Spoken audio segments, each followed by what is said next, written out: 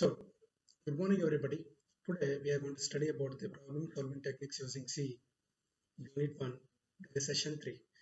And this is for program the BSc, Bachelor of Science, subject problem solving techniques using C, the first semester, University Karnataka Institute Award, and the session is third. So, we were going to learn about the Van Neumann architecture diagram, the functional units of a computer, the internal working of computer, the components of a computer. So these are all the different things that you are going to learn in this particular session. The learning objectives, the computer organization, how the computer is organized internally, how it actually works, and what are the different functional units of the computer. Outcomes. What's there inside the computer, understanding the components of the computer. These are the two different outcomes of this particular session. At the end of the session, what we are going to acquire the knowledge of the computer. So at first, we will begin with the Van Neumann architecture. So this particular picture depicts the Van Neumann architecture, basically consisting of input device, central processing unit, the memory unit, and the output device. So in the input device, we are going to give the data from the user to the computer. Inside the CPU, that is central processing unit, it is further divided into the different units such as control unit and arithmetic and logical unit. So this is going to interface with respect to the memory unit where the data will be stored and retrieved back to the central processing unit for processing the data. Once the processed data will be given back to the user through output device. Output device in which the information will be retrieved back to the user. Okay, this is the output device. So this is the input device. This is the central processing unit which is consisting of control unit and arithmetic and logical unit. So this is the memory unit where the data will be stored and retrieved in between the central processing unit and the memory. So apart from this, we are also having some registers inside the central processing unit.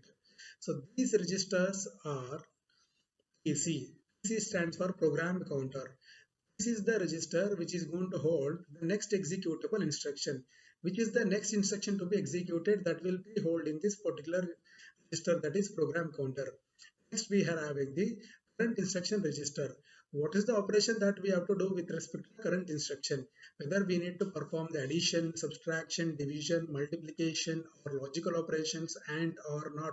What type of operation that we have to perform, that will be decoded in this particular IR register, that is instruction register, that will be decoded in this one and it will be encoded and decoded by the central processing unit. Then we have the accumulator. So whenever we are going to do some operations through the computer in the CPU, that is central processing unit, the immediate result will be stored in the accumulator. Okay. Then we finally come across memory address register, where to accept the data from the memory. So that will be accessed through by using the memory address register. Then the memory data register is also used to retrieve back the data from the memory. So that is called as the memory data register, which is used for addressing of the memory. This is used for storing the data in the memory. So that is all about the Van Neumann architecture. We come across Harvard versus Van Neumann architecture. In Harvard architecture versus Van Neumann architecture, you might able to see the two different pictures here. First one is going to tell about the Van Neumann architecture, where we are having the CPU, that is central processing unit, followed with the program and the data memory. Here first we should able to come across what do you mean by a data. Data is, as we know that already discussed about, a data is a collection of facts, figures, stats, whatever it is. Okay, that is a data. So data memory. So the data will be stored in the memory. The data will be given by the user through input device to the computer. Right? What do you mean by program?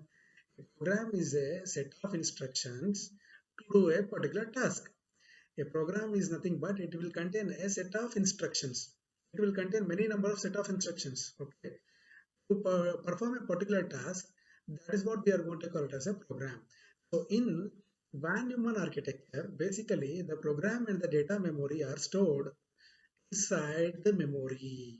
You are getting both the data and the program are stored in the memory. But whereas in the Harvard architecture, the program memory is separate as well as the data memory is separate. In between them, the CPU is there.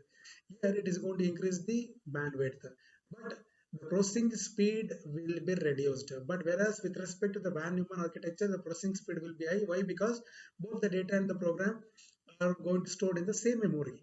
But whereas for this, they are going to store in the separate memory.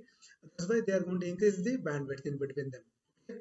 So now we will see Van Neumann architecture used a single memory space for program and data, limits the operating bandwidth. So that is the one of the drawback of the Van Neumann architecture. But one of the advantages of using the Van Neumann architecture is that it is going to improve the processing speed, because both the program and the data will be stored in the same memory. Architecture uses the two separate memory spaces for program instructions and data. Improved operating bandwidth. That is one of the advantage of using the Harvard architecture. But one of the drawback of using the Harvard architecture is that it's going to have a very lower processing time than compared to the Van Neumann architecture. It allows for different bus widths. Okay, that's all about the Harvard versus Van Neumann architecture. Then, features of Van Neumann architecture. In memory. In this architecture, the memory can hold both the data as well as the program processing the data. In modern computers, we used to call this as a RAM. That is random access memory. Here, in Van Neumann architecture, both the program and the data will be stored in the same memory. Okay, that is one of the features of the Van Neumann architecture. Then, input and output. This architecture allows us the user to interact with the computer. By using both the input and output, we can able to interact with the computer. That is one of the feature of the Van Neumann architecture. The functional units of a computer. So basically, the computer will consisting of different functional units. We will see one by one. The first one is input. So here, input is a functional unit in which we can able to give data to the computer by the user. The user is going to feed the data to the computer through input device. In turn, it will be given to the central processing unit, that is CPU. In turn, the CPU will be further divided into two components. One is arithmetic and logical unit. This is the unit it is responsible for performing the different mathematical operations such as addition, subtraction, multiplication, division. Along with that, logical operations such as and, or, not, exclusive, or, and relational is equal to, not equal to. Different relational operations can also be done with respect to the arithmetic and logical unit. Then it is interfaced with respect to the another unit that we are having, that is control unit. In the control unit, it is going to control the overall activity of the computer and also send control and timing signals to the different parts of the computer. So control unit is going to act as the heart and brain of the computer, because it is going to supervise the overall functionalities of the computer. Okay. Then it is interfaced with respect to the memory, where the accepted data from the user will be given through the input device to the CPU, that will be stored in the memory, so that it can able to be accessed for processing, and later onwards it can able to give back to the user. So once the data will be accepted through the input device, it will be stored in the memory. Then after processing the CPU, it is going to once again store that the information, converted information in the memory. That information will be given back to the user through the output device. Output device is the one in which through which we can able to access the information which is being generated by the computer. Information will always be given back to the user. In input unit, it is used to feed data to the computer. The data will be fed by the user, used to feed the instruction to the computer. That means what type of operation that the computer has to perform. That will be indicated through by using the input unit. And keyboard, mouse, scanner, joystick, light pen, digitizer, OMR, OCR, these are all the different input devices. So OMR, OCR, MICR, trackball, microphone. So these are all the different types of input devices through which we can able to feed the data to the computer. Next we come across the CPU, that is central processing unit. Central processing unit will be further divided into arithmetic, logical unit and control unit. In the arithmetic and logical unit, it will contain the arithmetic unit. It is capable of performing the mathematical operations such as addition, subtraction, multiplication, division, modulus. With the logical unit is capable of performing the logical and, logical or, logical XOR, logical not, and logical NOR. Different operations can be performed. Followed with the relational operators can also be performed, such as equal to, greater than or equal to, less than or equal to, double equal to. These are the different operations can be performed in the arithmetical logical unit. Whatever the operation that is going to be performed will be done in arithmetical logical unit only. Then we come across the control unit. The control unit, it controls and coordinates all the activities of the computer system. So it acts as a supervisor of a computer system. That's why the control unit is called as the heart and brain of the computer system, because the overall all the functionalities of the computer will be monitored and controlled and coordinated by the control unit itself. And it also sends the control and the timing signals for the various units across the functions of control unit. Functions of control unit. First, fetching the data and instruction from the main memory. That means the data that we are going to feed to the computer through input device, that will be stored in the main memory. So we need to retrieve back the data from the main memory and the instruction from the main memory. That will be the function of the control unit, taking back of the data and the instruction whatever that is given by the user from the main memory to the central processing unit. That will be done through by using the control unit. Okay. Then followed with interpreting the received instructions. Whatever the instruction given by the user, that will be decoded. That decoded instruction will be encoded in the control unit. What operation I need to perform, whether I need to perform addition, subtraction, multiplication, or division, or any logical operation, what I need to do, that will be interpreted in the control unit itself. Then followed with controlling the transfer of data and instructions to and from the main memory. That means once data and instruction that is received from the user, that will be stored in the main memory. So that will be stored in the main memory. So for processing, that will be taken back to the CPU. Okay, arithmetic and logical unit. They need to be transferred from the main memory to the ALU unit. So the control unit is going to take the responsibility to the movement of data and instructions from the main memory. Okay. Then followed with the controlling the input and output devices.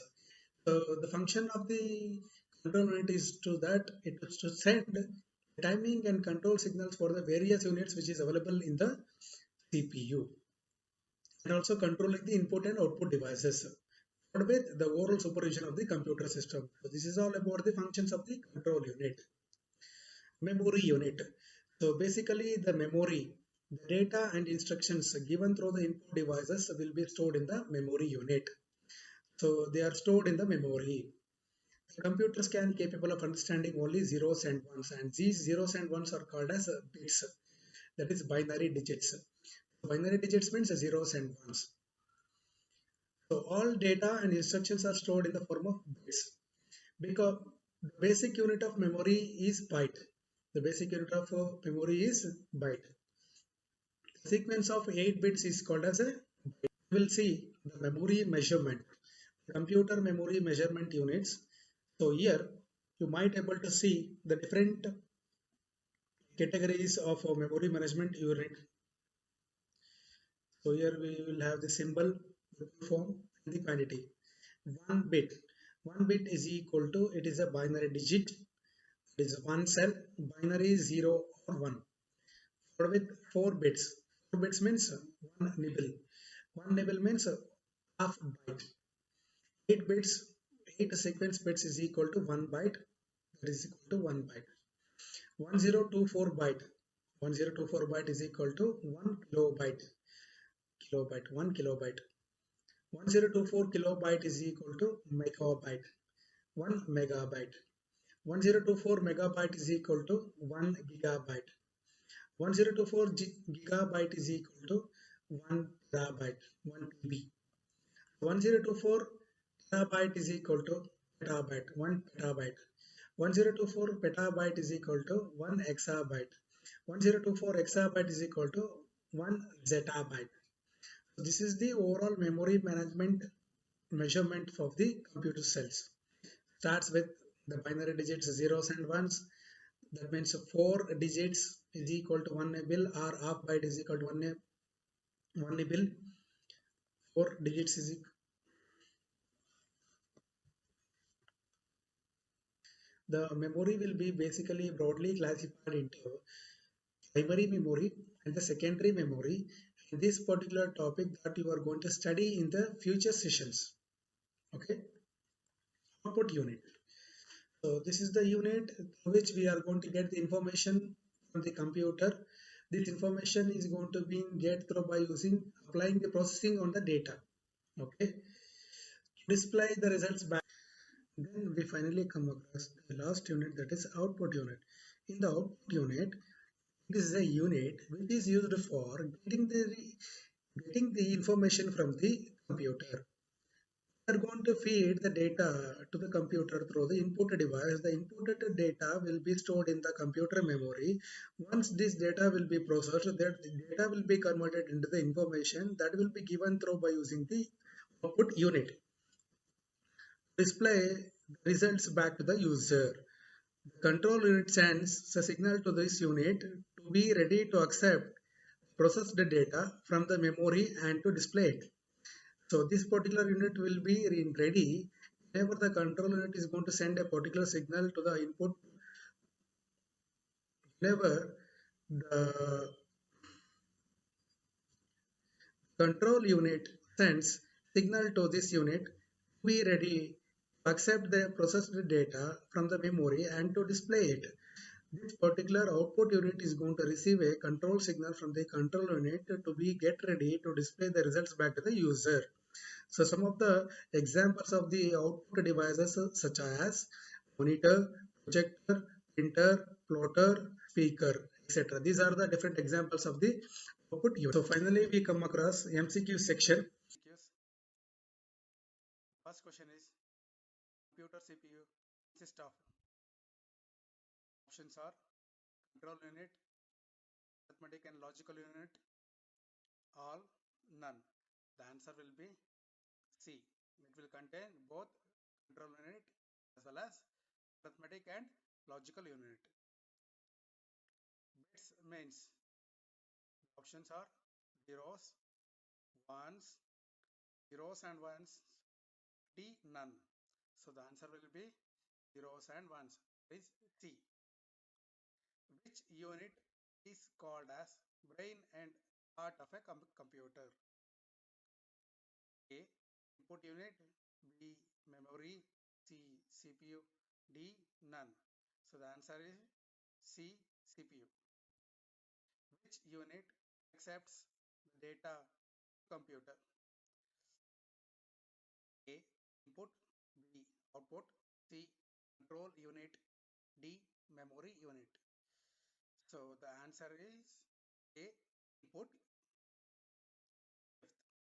Which unit sends control and timing signals? And is which unit sends control and timing signals? Options are A. Input, B. Output, C. Control unit, D. Memory unit. The answer is control unit. 1024 megabytes is equal to 1 GB, 1 KB, 1 TB, 1 zettabyte, 1 ZB. So the answer is 1 GB. Data and program are stored in which unit? Data and program are stored in control unit, arithmetic and logical unit, output unit, and memory unit. So data and program are stored in memory unit. Which unit gives back results to the user? Output, input, memory, none. The answer is output. Which of the below is not an input device? Scanner, MICR, barcoder, and plotter. So among these, plotter is the not an input device.